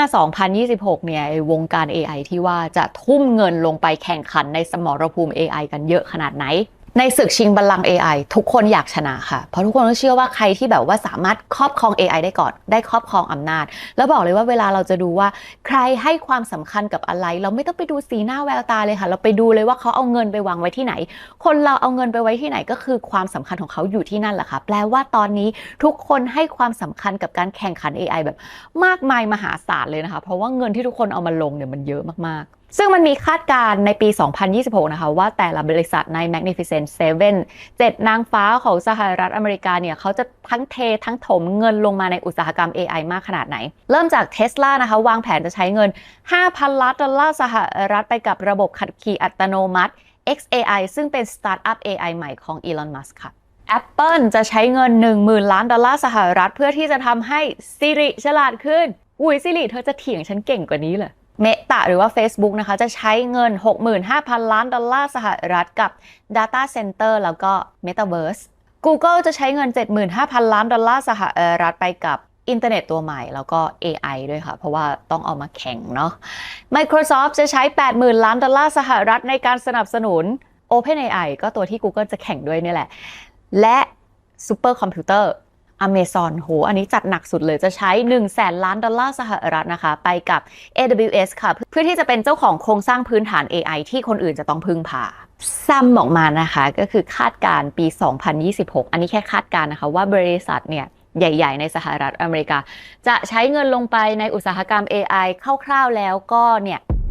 330,000 ล้านดอลลาร์สหรัฐแต่อันนี้อย่างที่บอกว่าคาดการเวลาเราทำงบอะไรปกติอะถ้าทำแล้วมันไม่ถึงอันนี้จะไม่เกิดขึ้นแต่ถ้าทำแล้วเกินอันนี้เป็นเรื่องปกติซึ่ง UBS เขาก็เลยมีคาดการออกมาอย่างนี้นะคะว่าค่าใช้จ่ายในอุตสาหกรรม AI เนี่ยเอาจริงๆปีหน้าน่าจะเกิน 330,000 เพราะแค่ปีนี้นะ2025คือบริษัทต่างๆเนี่ยใช้จ่ายในวงการ AI ไปแล้ว 378,000 ล้านดอลลาร์สหรัฐเยอะกว่าคาดการปีหน้าแล้วส่วนปี 2026 เนี่ยUBS คาดการณ์ว่าค่าใช้จ่ายในวงการ AI เนี่ยมันน่าจะประมาณ 500,000 ล้านดอลลาร์สหรัฐได้เลยและถ้าเกิดว่าค่าใช้จ่ายเอาไม่ใช่แค่เงินลงทุนรวมค่าไฟฟ้าค่าพลังงานค่าใช้บริการ Data Center อะไรใดๆอย่างนี้นะมันน่าจะขึ้นไปถึง3 ล้านล้านดอลลาร์สหรัฐเลยภายในปี 2030 ซึ่งเราจะเห็นว่าเงินจำนวนนี้เยอะมากที่แต่ละคนทุ่มลงมามันแปลว่าทุกคนอยากชนะมากขนาดไหนซึ่งมาร์ค ซักเคอร์เบิร์กเคยออกมาพูดด้วยนะคะว่าเงินที่ลงไปขนาดนี้เนี่ยนะไม่เป็นไรเลยต่อให้ Meta ใช้เงินลงทุนผิดพลาดไปสัก 200,000 ล้านดอลลาร์สหรัฐในเกมนี้ยังคุ้มเลยเพราะถ้าเกิดว่าไม่ทำไม่เคลื่อนไหวเนี่ยมันจะเท่ากับตกรอบการแข่งขันไปเลยโดยที่แบบไม่ได้ทำอะไรแล้วก็ไอความอยากแข่งขันอยากจะชนะให้ได้ของบริษัท AI นี่แหละที่มันกลายเป็นแบบก้อนเงินที่ค้ำจุนเศรษฐกิจสหรัฐอเมริกาอยู่เพราะว่าอะไรเพราะไปดู S&P 500 ดิ 37% ของตลาดหุ้น S&P 500 คือไอ้7ตัวนี้แหละส่วนที่เหลืออีก493ก็คือแทบจะลาบไปเลยแปลว่าสหรัฐอเมริกาถ้าไม่มี7บริษัทนี้ยังไง recession หรือเปล่าเพราะฉะนั้นคำถามต่อมาก็คือในเมื่อบริษัทเทคยักษ์ใหญ่ของสหรัฐอเมริกาเป็นเหมือนคนที่อุ้มชูเศรษฐกิจของสหรัฐอเมริกาไว้ใช่ป่ะคำถามสำคัญต่อมาก็คือไอแนวโน้มที่มันขึ้นเนี่ยมันจะขึ้นไปได้อีกนานไหมเพราะนี่มันหมายถึงเศรษฐกิจทั้งประเทศสหรัฐอเมริกาเลยนะมาต่อค่ะซึ่งการแข่งขันในสมรภูมิ AI เนี่ยหลายคนเรียกมันว่า Fourth Industrial Revolution การปฏิวัติอุตสาหกรรมครั้งที่4ดูยิ่งใหญ่มากเนาะซึ่งมันก็ใหญ่จริงแหละด้วยเม็ดเงินด้วยหุ้นด้วยราคาอะไรที่มันขึ้นมามหาศาลขนาดเนี้ย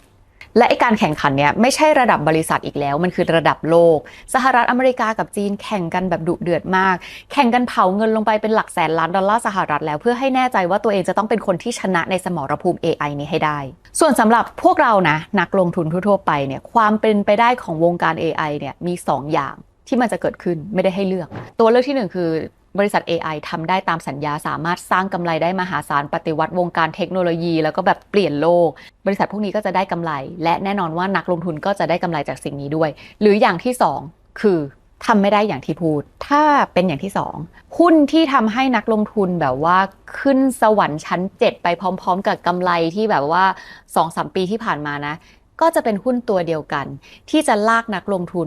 ลงนรกไปในสเต็ปหน้าค่ะซึ่งเหตุการณ์เนี้ยมันไม่ใช่ไม่เคยเกิดขึ้นเคยเกิดขึ้นมาแล้วก็ bubble.com ไงตอนปี1999ตอนนั้นทุกคนโฟโมกับบริษัทอินเทอร์เน็ตมากๆค่ะทำให้หุ้น NASDAQ ช่วงนั้นตั้งแต่ปี1999ไปจนถึง2000 NASDAQ บวกขึ้นมา 165% แล้วพอมันขึ้นไปพีคปุ๊บสูงสุดดิ่งลงมาก็คือ bubble.com ติดลบไปเลยลบ 80% กรี๊ดนะคะส่วนสถานการณ์ตอนนี้ตลาดคล้ายตอนนั้นมากเลยน่าจะแบบเหมือนเป็นช่วงนั้นในปี1997อะไรแบบเนี้ยกะว่าอีกสัก 2-3 ปีถึงจะพีคละมั้งอันนี้เป็นข้อมูลจาก National Bureau Economics และก็ Bravos Research นะคะชาร์ตนี้แสดงให้เห็นว่ารายได้ของบริษัทเทคเนี่ย AI นะมันขึ้นแรงมาตั้งแต่ช่วงปี 2022 คือตอนนั้นคือที่ ChatGPT เข้ามาเนาะแล้วมันก็ยิ่งมาโตแรงมากๆในช่วงไม่กี่เดือนมาเนี้ยเพราะว่าทุกบริษัทคือแบบโอ้โหร่วมด้วยช่วยกันหมดเลยในหลายๆแบบซึ่งเดี๋ยวมันจะมีเหตุผลหนึ่งคือมาจาก AI Money Machine เดี๋ยวเราเล่าให้ฟังตอนท้ายนะแล้วถามว่าบริษัทเทคมันแพงขนาดไหนเราดูได้ง่ายมากๆเลยนะคะดูจาก PE ratio ละกันเพราะว่าไอ้ PE ratio เนี่ยมันคือเปรียบเสมือนว่าบริษัทเนี้ยลงทุนตอนเนี้ยถ้ามันไม่โตต่อเนี่ยอีกกี่ปีคืนทุนNvidia PE 54.8 อีก 54.8 ปีคืนทุน Tesla PE 302 อีก 302 ปีคืนทุนแล้วก็อันนี้ Palantir PE 408.9 อีก400 กว่าปีคืนทุนมันแพงมากค่ะแต่ตรงนี้ต้องอธิบายก่อนนะว่าการที่บริษัทมี PE ที่ดูแพงไม่ได้แปลว่ามันแพงเสมอไปมันอาจจะมีเหตุผลที่นักลงทุนให้มูลค่าให้ PE มันมากขนาดนี้มันอาจจะมีเหตุผลที่เหมาะสมหรือไม่มีก็ได้ดังนั้นคำถามที่ว่าตอนนี้บริษัท AI แบบโตมาเยอะมากๆเงินที่เข้ามาทั้งหมดเนี่ยมันมีเทรนด์ที่โตมา 2-3 ปีที่ผ่านมาใช่และจะโตต่อไหมและจะโตต่อไปอีกนานไหมคำตอบคือไม่รู้แล้วก็ไม่มีใครรู้ด้วยค่ะแต่ที่ดีกว่าไม่รู้อะไรเลยคืออะไรรู้ไหมคะคืออย่างน้อยเราก็มีข้อมูลชุดนี้เอาไว้พิจารณาไงคะข้อมูลจาก Harvard Business Review รายงานนะคะว่างานวิจัยของ MIT บอกว่า 95% ของเงินที่ลงทุนไปในวงการ Generative AI ไม่ก่อให้เกิดผลตอบแทน Zero Return โอ้โหประโยคนี้พูดเบาๆก็จุกได้นะคะเพราะว่าถ้า 95% ของเงินที่ลงทุนไปมันไม่ก่อให้เกิดกำไรหายนะชัดๆปีนี้เนี่ย UBS บอกว่าลงทุนกันไปแล้วนะ AI 375,000 ล้านดอลลาร์สหรัฐปีหน้า2026ก็จะ500,000 ล้านดอลลาร์สหรัฐแล้วจากคลิปที่แล้วที่ทรายเอามาให้ดูใช่ไหมว่า7บริษัท Magnificent นะเขาคาดการณ์ว่าปี2026จะลงเงินกันทำนู่นนี่นั่นรวมๆกันแล้วก็330,000 ล้านดอลลาร์สหรัฐ330,000 ล้านดอลลาร์สหรัฐมันเยอะขนาดไหนรู้ป่ะมันคือ 1.2% ของ GDP สหรัฐอเมริกาแล้วนะแต่ว่าถ้า95% ของเงินที่ลงไปทั้งหมดไอ้ก้อนที่ว่ามัน no return จริงนะน่าสยองแล้วซึ่งเดี๋ยวจะไปเจาะ use case คร่าวๆให้ฟังอีกทีว่าแบบAI ที่เขาใช้กันเยอะแยะมากมายขนาดนี้มันไม่สร้างกำไรได้จริงเหรออะไรเงี้ยเดี๋ยวแปะไว้ก่อนแต่ก่อนจะไปถึงตรงนั้นเราจะต้องพูดให้ครบก่อนว่าไอ้ 95% ถ้ามันไม่ก่อให้เกิดกำไรจริงๆนะมันจะสยองขนาดไหนไอ้ข้อนี้เนี่ยก็น่ากลัวมากเลยเพราะว่าเงินที่มันเยอะมากๆที่เอามาลงทุนในวงการ AI มันไม่ใช่ว่าฉันมีเงินควักแล้วลงอย่างงี้ไม่ใช่ธุรกิจเขาไม่ได้ทำกันอย่างนั้นเขาไปกู้มาลงค่ะซึ่งเงินกู้แปลว่าอะไรกู้มาก็ต้องคืนพร้อมดอกเบี้ยใช่ซึ่งถ้าเกิดว่า AI มันแบบเอาไปลงทุนแล้วสร้างกำไรขึ้นมา cover ดอกเบี้ยได้ก็คือ very good ใช่ป่ะแต่มันจะไม่ very good นะถ้า 95% ไม่สร้างกำไรเพราะคืออะไรลงแล้วไม่สร้างกำไรเอาเงินที่ไหนไปจ่ายดอกเบี้ยเอาเงินที่ไหนไปจ่ายเงินต้นเลยแหละแล้วเดี๋ยวทรายเปิดให้ดูนะว่าแต่ละบริษัทเขามีหนี้เยอะขนาดไหนซึ่งบอกก่อนว่าไอ้หนี้ในบริษัทมันเป็นเรื่องปกติที่เขาจะต้องมีนะเริ่มจากหนี้รวมๆก่อน Alphabet หรือว่า Google เนี่ยมีหนี้รวมอยู่ 44,000 ล้านดอลลาร์สหรัฐ Meta หรือว่า Facebook นะมีหนี้รวมอยู่ที่ 51,000 ล้านดอลลาร์สหรัฐ Microsoft มีหนี้รวมอยู่ 120,000 ล้านดอลลาร์สหรัฐ Oracle มีหนี้รวมๆอยู่ 111,000 ล้านดอลลาร์สหรัฐซึ่งเราจะไม่ได้ตัดสินกันเลยนะจาก บรรทัดหนี้ว่าแบบใครมีหนี้มากเนี่ยมันแปลว่าไม่ดีหรือเปล่าเรามาดูบรรทัดที่มันเล็กลงอีกนิดนึงก็คือหนี้ที่มันเกิดขึ้นมาภายในปี 2025 ค่ะซึ่ง Google หนี้ที่เกิดในปี 2025 10,000 ล้าน Meta 28,000 ล้านMicrosoft 46,600 ล้านแล้วก็ Oracle เนี่ย 90,000 ล้านนะคะที่เกิดขึ้นในปี 2025 ในปี 2025 นะคะบริษัทเทคของสหรัฐอเมริกาออกหุ้นกู้มาแบบเป็นแสนล้านดอลลาร์สหรัฐอะดูจากชาร์ตนี้จาก Bloomberg จะเห็นว่าบริษัทเทคออก Public Bond มา 157,000 ล้านดอลลาร์สหรัฐซึ่งมากกว่าปีที่แล้ว 70% เลยปีที่แล้วออกมา 92,000 ล้านดอลลาร์สหรัฐและข้อมูลจาก JP Morgan รายงานนะคะว่าหนี้จากบริษัทเทคนะคิดเป็น 14% เลยของหนี้ของบริษัทจดทะเบียนทั้งประเทศสหรัฐอเมริกาก็ใหญ่อยู่นะแต่พอบอกไปเมื่อกี้ใช่ป่าวว่าถ้ากู้ก็ต้องคืนพร้อมดอกเบี้ยและ MIT บอกว่า95% ในเงินลงทุน AI มันไม่ก่อให้เกิดผลตอบแทนนะอ้าวอย่างนี้ซวยแล้วดิอย่าพึ่งยังไม่ซวยตอนนี้อย่าเพิ่งตกใจกู้ตอนนี้มันไม่ได้แปลว่าต้องคืนตอนนี้ไงมันจะไปแบบตื่นเต้นก็คือตอนที่ถึงดิวกำหนดที่ต้องชำระคืนนั่นแหละถึงตื่นเต้นแปลว่าอะไรแปลว่า AI ยังมีเวลาที่จะสร้างกำไรไงถ้าทำได้นะแล้วจริงๆถ้าเกิดว่าสร้างกำไรไม่ทันจริงๆก่อนที่จะถึงชำระกู้เพิ่มหรืออะไร default เดี๋ยวนี้ทำได้หมดแต่ถ้า default ขึ้นมาก็คือใครถือหุ้นไว้ก็คือทิชชู่มียังซับน้ำตาทีนี้กลับมานะบางคนก็คิดแล้วว่าหูยเป็นไปได้เหรอ AI ไม่สร้างกำไรตอนนี้ใครๆก็ใช้นะ AI อ่ะมันดูสุดปังมากเลยไม่สร้างกำไรได้เหรอขนาดนั้นเลยเหรอไซก็ใช้นะ ChatGPT อ่ะ Gemini ไซก็ใช้อีกหลายโปรแกรมเลยคุณใช้ไหมใช้ใครๆก็ใช้กันทั้งนั้นแหละแล้วรู้ป่ะข้อมูลจาก Magnite Advisory Group นะชาตินี้บอกว่าบริษัทต่างๆนะคือแบบ adopt AI กันมากขึ้นแบบปีนี้นะล่าสุดมากขึ้น 9.2% เลยมากกว่าตอนต้นปีอีกตอนต้นปีคือเพิ่มขึ้นมา 7.4% ไงถ้างั้นมันผิดพลาดตรงไหนเหรอมันถึงบอกว่าไม่สร้างกำไรอะเอาข้อมูลอะไรมากลับไปที่ MIT นะคะงานวิจัยของ MIT บอกว่าตอนนี้ธุรกิจที่ประสบความสำเร็จอะไรใดๆในวงการ AI ทั้งหมดเนี่ย 40% เป็นธุรกิจ AI LLM Large Language Model ที่เป็น Simple Task อย่างเช่นอะไร Draft Email สรุปบทความแปลบทความทำรูปทำวิดีโอสนุกเนาะจดโน้ตไม่ต้องมานั่งจดแล้วเอา AI ฟังแล้วมันขึ้นมาให้อย่างนี้เลยใช้กันหมดแต่ที่ว่ามามันคืออะไรรู้ป่ะมันคือการใช้งานระดับ individual ค่ะซึ่งมีงานวิจัยที่เรียกธุรกิจ AI ตอนนี้นะคะว่า Shadow AI Economy ที่หมายถึง AI ที่เหมาะกับแค่ระดับพนักงานทั่วไปอย่างดีระดับผู้บริหารก็ใช้ซึ่ง AI ตอนนี้เป็นเทคโนโลยีที่สร้าง productivity ในระดับแค่บุคคลซึ่งมันก็ดีแหละไม่ใช่ไม่ดีแต่ประเด็นมันก็คือว่า AI ลงทุนไปแสนล้านแล้วถ้าเกิดเอามาใช้ได้ดีแค่ระดับบุคคลมันจะสร้างกำไรได้เท่าไหร่ลงไปแสนล้านกำไรที่คาดหวังมันจะต้องระดับแบบล้านไหมพอ AI มันเอามาใช้เป็นระดับบุคคลต่อให้มันดีแค่ไหนมันก็ยากที่จะวัดมูลค่าออกมาเป็นตัวเลขเลยว่าองค์กรสร้างกำไรได้มากเท่านี้จากการที่พนักงานมี AI ในการ draft อีเมลให้มันยาก AI มันควรจะแล้วมันก็ถูกออกแบบมาว่าจุดประสงค์นะคือมันควรจะมาแบบ disrupt อุตสาหกรรมอะไรสักอย่างเลยแล้วก็ปฏิวัติอุตสาหกรรมเลยเป็นระดับองค์กรที่ใช้กันแล้ววัดจำนวนเงินที่ประหยัดได้เลยลดค่าแรงได้เป็นระดับแบบรวมๆกันเป็นหลักล้านดอลลาร์สหรัฐอะไรแบบนั้นมันถึงจะคุ้มค่าเงินลงทุนเป็นแสนล้านเนาะงั้นถามต่อว่ามันชอบมีคนถามว่าเอามาบอกทำไมเนี่ยได้อะไรเหรอช่องไซ Money Monster เอางี้มาบอกทำไมนึกว่าอยากรู้หยอกเพราะที่เอามาบอกเนี่ยเพราะว่า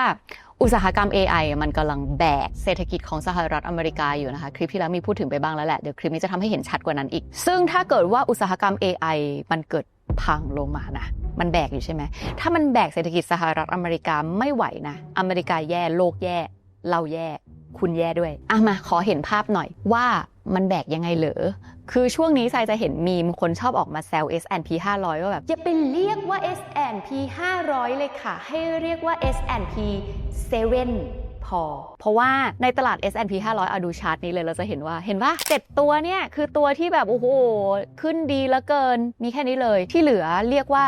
S&P 493คือนอนนอนลาบซะจน ตลาดหลักทรัพย์ไทยไม่เหงาอะแซว และคำว่า AI เป็นฟองสบู่ อันนี้ใส่ก็ไม่ได้พูดเองเหมือนกัน มีคนหลายคนพูดนะคะ อันนี้จะยกตัวอย่างมาให้จากอันนี้ reference นี้อย่างเช่น Ray Dalio เขาก็มีบอกเหมือนกันว่าAI ตอนนี้มันฟอร์มขึ้นมาเป็นฟองสบู่แล้วนะซึ่งทรายทำเรื่องนี้เพราะทรายก็เป็นคนหนึ่งที่อยากรู้เหมือนกันค่ะว่ามันจะแตกไหมมันจะแตกเมื่อไหร่อ่ะคือเอาจริงๆไม่มีใครบอกเวลาที่ชัดเจนได้แต่เราจะต้องสังเกตจากสัญญาณอะไรเหรอเวลาเราจะดูว่าแบบฟองสบู่มันจะแตกอ่ะและคิดว่าข้อมูลเรื่องนี้มันต้องแชร์ไปดูที่ชาร์ต NASDAQ กันนะคะตลาดหุ้นที่รวมบริษัทเทค100บริษัทของสหรัฐอเมริกาเอาไว้จะเห็นว่าตรงนี้ปี 2022 คือจุดที่ NASDAQ เกือบหลับแต่กลับมาได้ก็คือตอนที่ ChatGPT เข้ามาในตลาดนะคะแล้วก็มี7นางฟ้าเข้ามาด้วยตอนนี้ก็คือแบบบวกตั้งแต่ตอนนั้นมาจนถึงตอนนี้ปี 2022 มาถึงตอนนี้ NASDAQ บวกไปแล้ว